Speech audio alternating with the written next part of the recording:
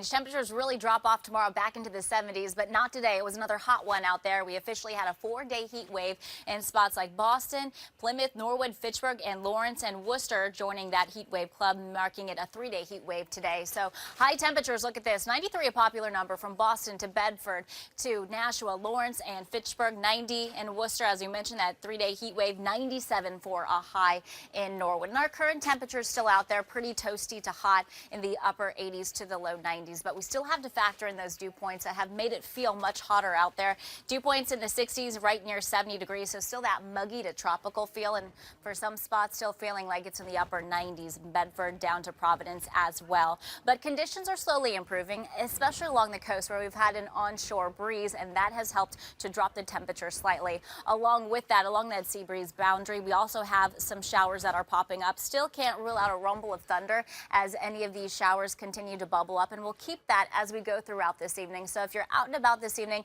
temperatures are still going to be pretty warm out there, generally running in the 70s. Once we get past sunset, I think we lose that risk for any of those showers. Temperatures at this point still staying warm, but that relief comes tomorrow in terms of our temperatures and also the humidity. I'll walk you through that forecast ahead.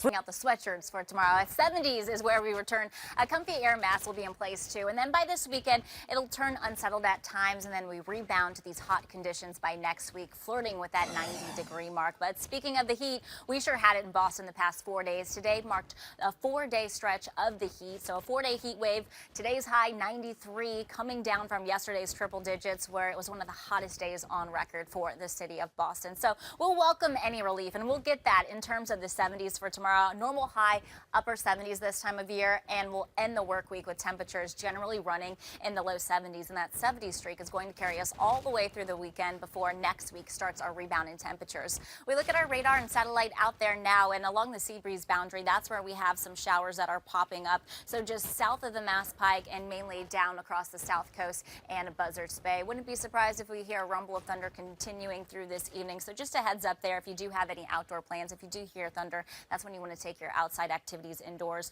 We look at radar and satellite, and there's a cold front that's off to our north. What's going to happen here is through the overnight, this cold front drops down to the south. That's going to start to usher in some changes tomorrow, and then we'll have high pressure that's hanging out in the Gulf of Maine, allowing for an onshore breeze for tomorrow, and that's going to keep our temperatures down. So we look through our future forecast as we go through this evening, still keeping that chance for a spot shower. Again, I can't rule out a rumble of thunder through this evening. Once we get through the overnight past sunset, things are going to fade, but we'll keep a lot of showers around, maybe an isolated shower chance waking up tomorrow.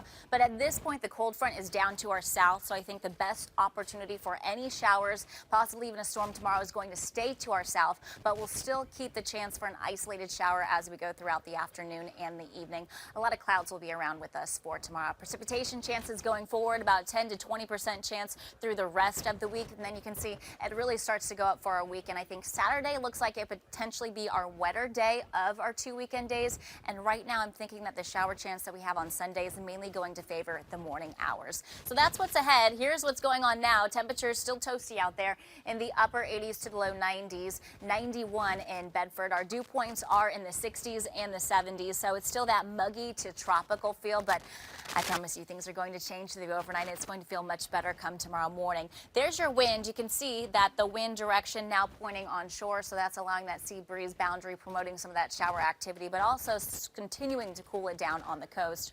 Overnight, temperatures will be in the 60s. A slight breeze out of the northeast is going to continue to pick up. We'll have comfier air that starts to work in, and these are our high temperatures. Check out this change for tomorrow. We'll make it into the upper 60s to the low 70s. I think a lot of us right near that 70-degree mark, and we'll hold on to the comfy air through Friday, and then the mugginess starts to creep in again for this weekend. So looking ahead to this weekend, temperatures generally running in the low to mid 70s. Again, some scattered storms possible on Saturday, followed by a morning shower on Sunday. Then next week, we could be flirting with near 90-degree temperatures and the humidity increasing as well.